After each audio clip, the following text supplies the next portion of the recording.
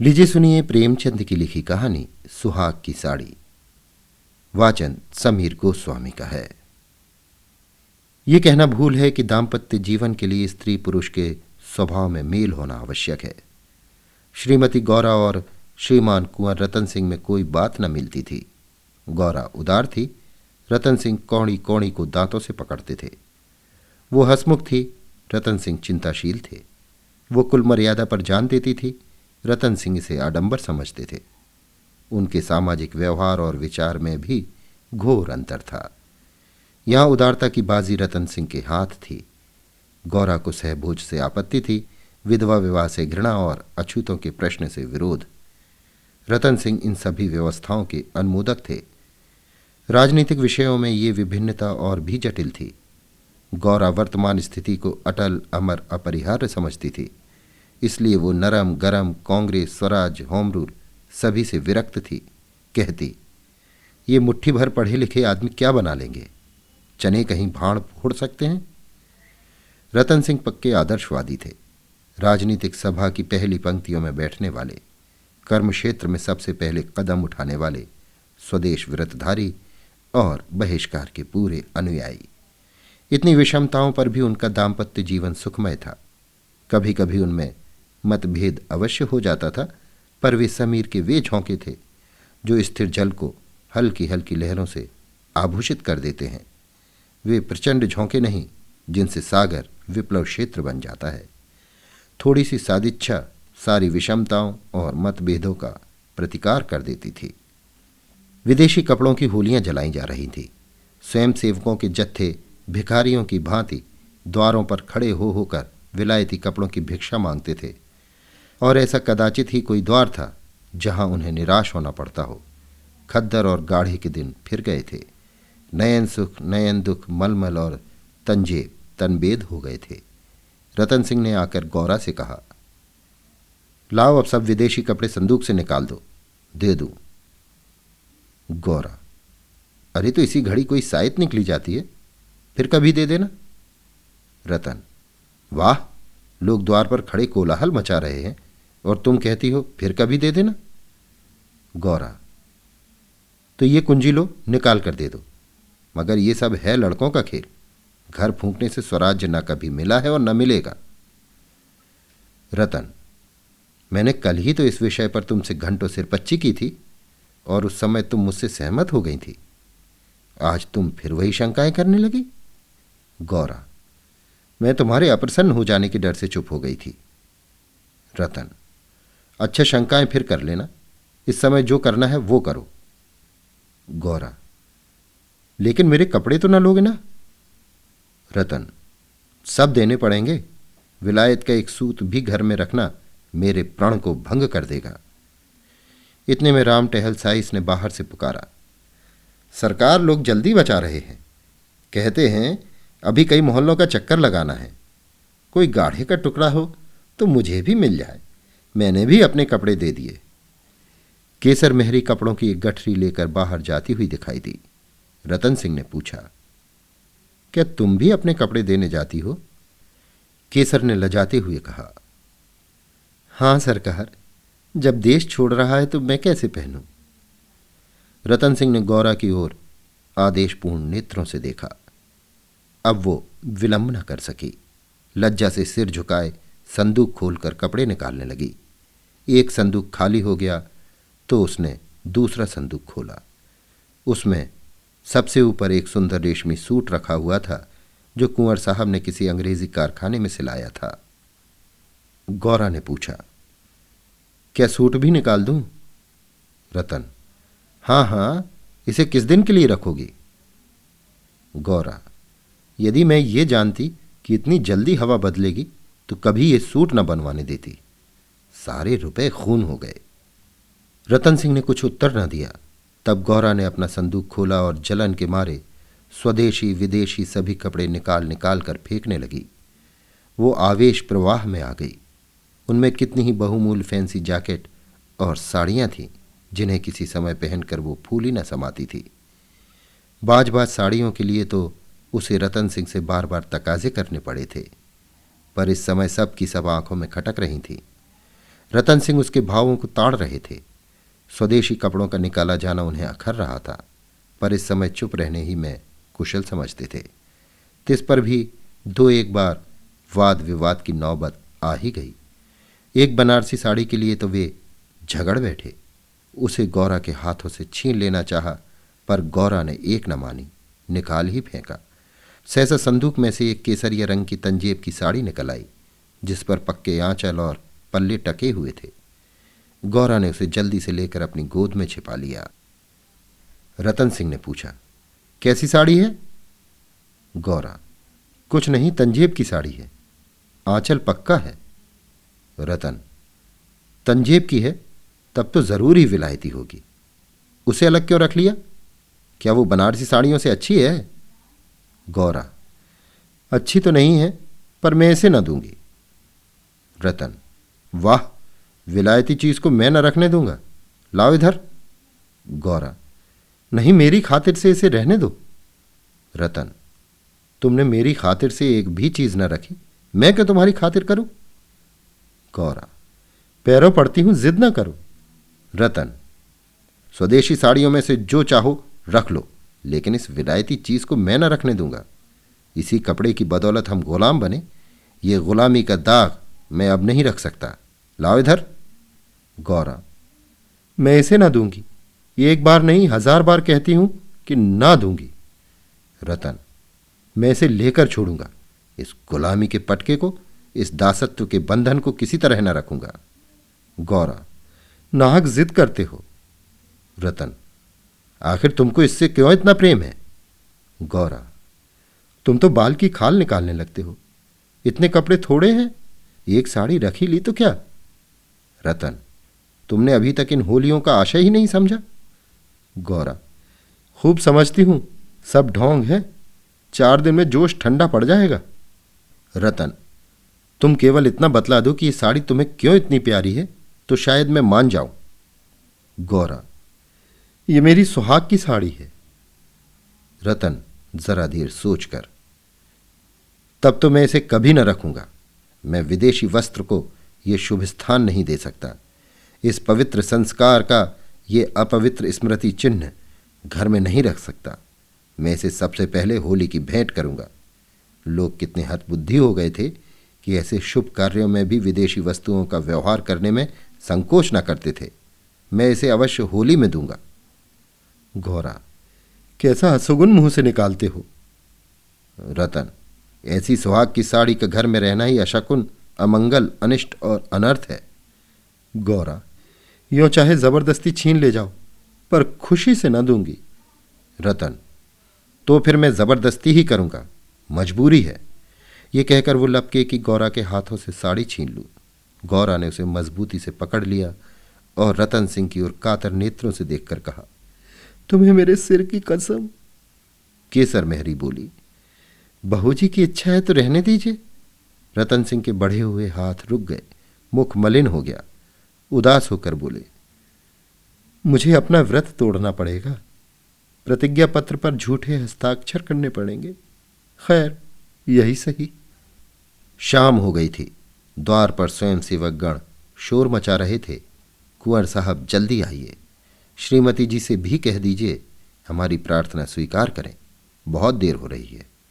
उधर रतन सिंह असमंजस में पड़े हुए थे कि प्रतिज्ञा पत्र पर कैसे हस्ताक्षर करूं।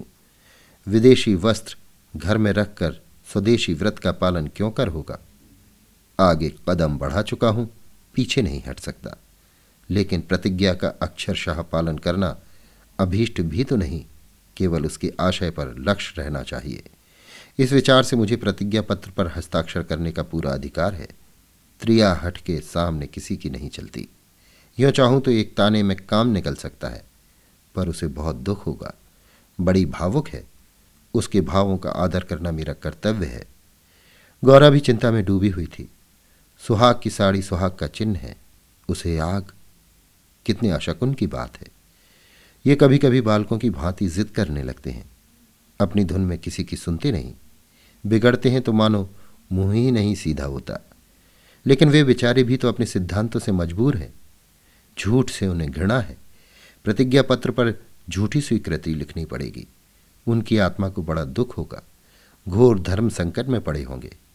ये भी तो नहीं हो सकता कि सारे शहर में स्वदेश अनुरागियों के सिरमौर बनकर उस प्रतिज्ञा पत्र पर हस्ताक्षर करने से आनाकानी करें।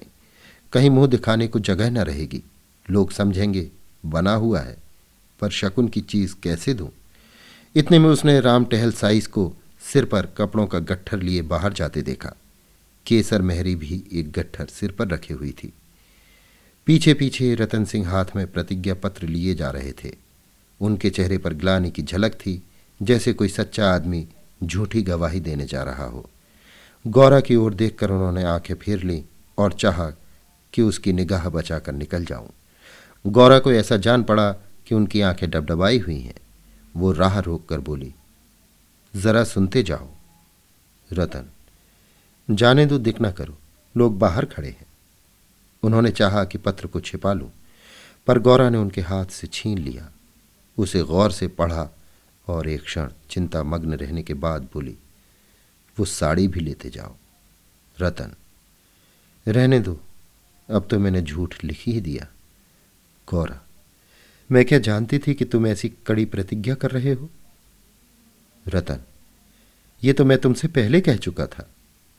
गौरा, मेरी भूल थी, क्षमा कर दो और इसे लेते जाओ।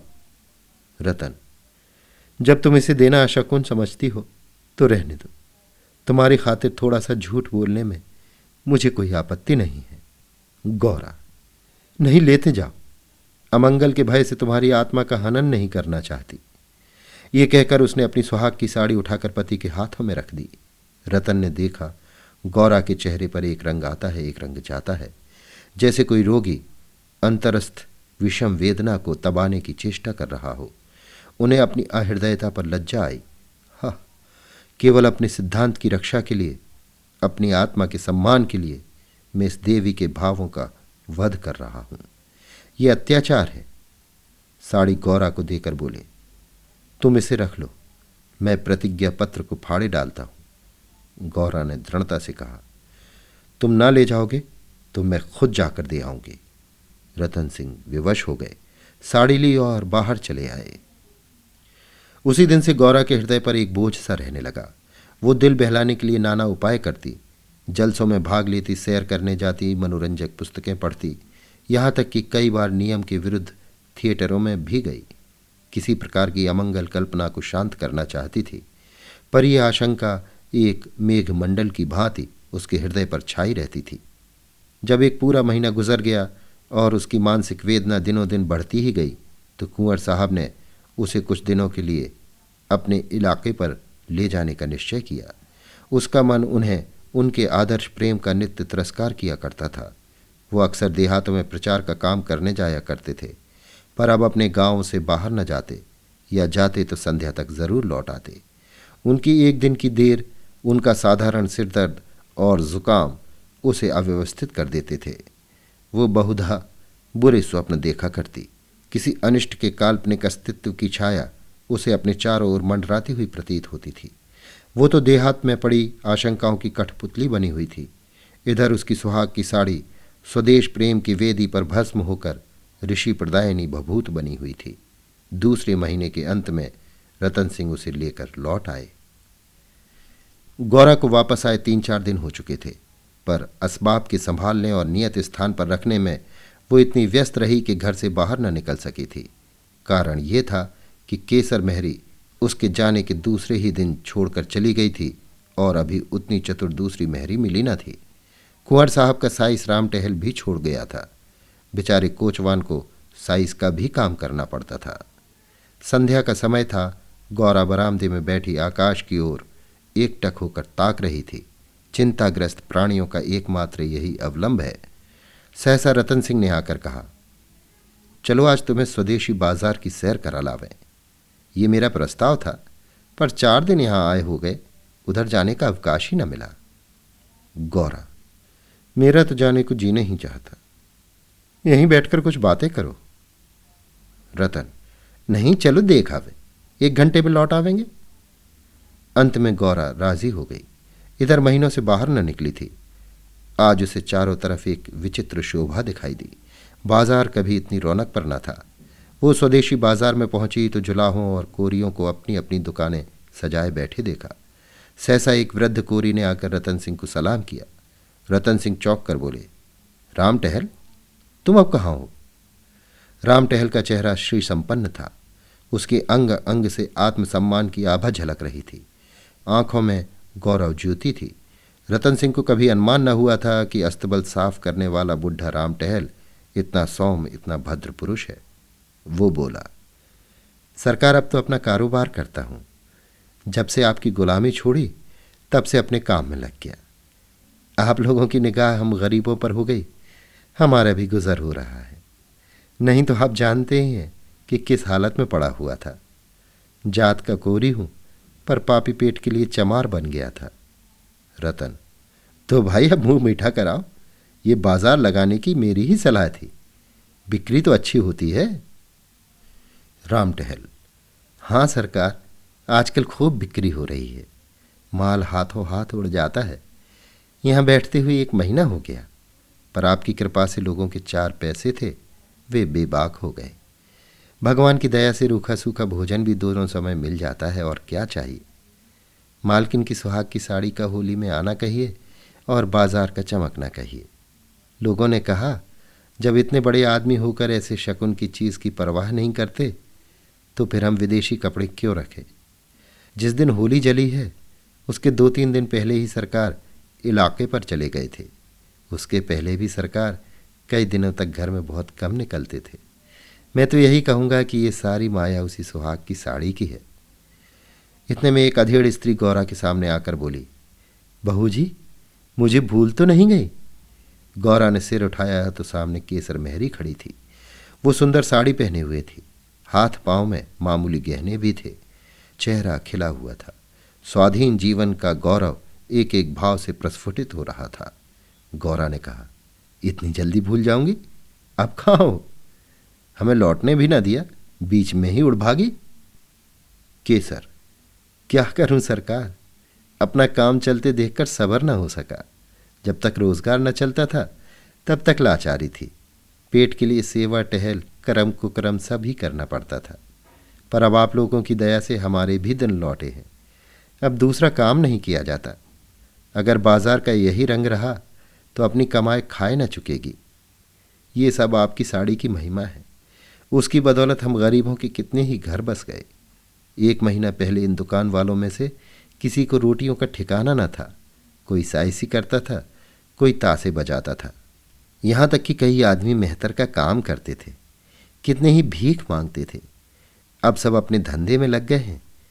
सच पूछो तो तुम्हारी सुहाग की साड़ी ने हमें सुहागिन बना दिया, नहीं तो हम सुहागिन होते हुए भी विधवाएं थीं। सच कहती हूँ, सैकड़ों जबानों से नित्य यही दुआ निकलती है कि आपका सुहाग अमर हो, जिसने हमारी राण जात को सुहाग दान दिया। रतन सिंह एक दुकान पर बैठकर कुछ कपड़े देखने लगे। गौरा का भावुक हृदय आनंद से पुलकित हो रहा था। उसकी सारी अमंगल कल्पनाएं स्वप्नवत विच्छित होती जाती थीं। आंखें सजल हो गई थीं और सुहाग की देवी अश्रु संचित नेत्रों के सामने खड़ी आंचल फैलाकर उसे आशीर्वाद दे रही थी। उसने रतन सिंह की भक्तिपूर्ण आंखों से देखकर कहा, मेरे लिए भी एक साड़ी ले लो। जब गौरा यहां से चली तो सड़क की बिजलियां जल चुकी थीं। सड़कों पर खूब प्रकाश था। उसका हृदय भी आनंद के प्रकाश से जगमगा रहा था। रतन सिंह ने पूछा, सीधे घर चलूं? गौरा, नहीं, छावनी की तरफ होते चलो। रतन, बाजार खूब सजा हुआ था। गौरा, यहां जमीन लेकर एक स्थायी बाजार बनवा दो। स्वदेशी कपड़ों की दुकानें हों और किसी से किराया न लिया जाए। रतन, बहुत खर्च पड़ेगा। गौरा, मकान बेच दो, रुपए ही रुपए हो जाएंगे। रतन, और रहें पेड़ तले? गौरा, नहीं, गांव वाले मकान में। रतन, सोचूंगा। गौरा, जरा देर में। इलाके भर में खूब कपास की खेती कराओ। जो कपास बोए उसकी बेकार माफ कर दो। रतन, हाँ, तदबीर अच्छी है, दूनी उपज हो जाएगी। गौरा, कुछ देर सोचने के बाद, लकड़ी बिना दाम दो तो कैसा हो? जो चाहे चरखे बनवाने के लिए काट ले जाए। रतन, लूट मच जाएगी। गौरा, ऐसी बेईमानी कोई ना करेगा। जब उसने गाड़ी से उतरकर घर में कदम रखा तो चित्त शुभ कल्पनाओं से प्रफुल्लित हो रहा था, मानो कोई बछड़ा खूंटे से छूटकर किलौलें कर रहा हो। अभी आप सुन रहे थे प्रेमचंद की लिखी कहानी सुहाग की साड़ी। वाचन समीर गोस्वामी का था।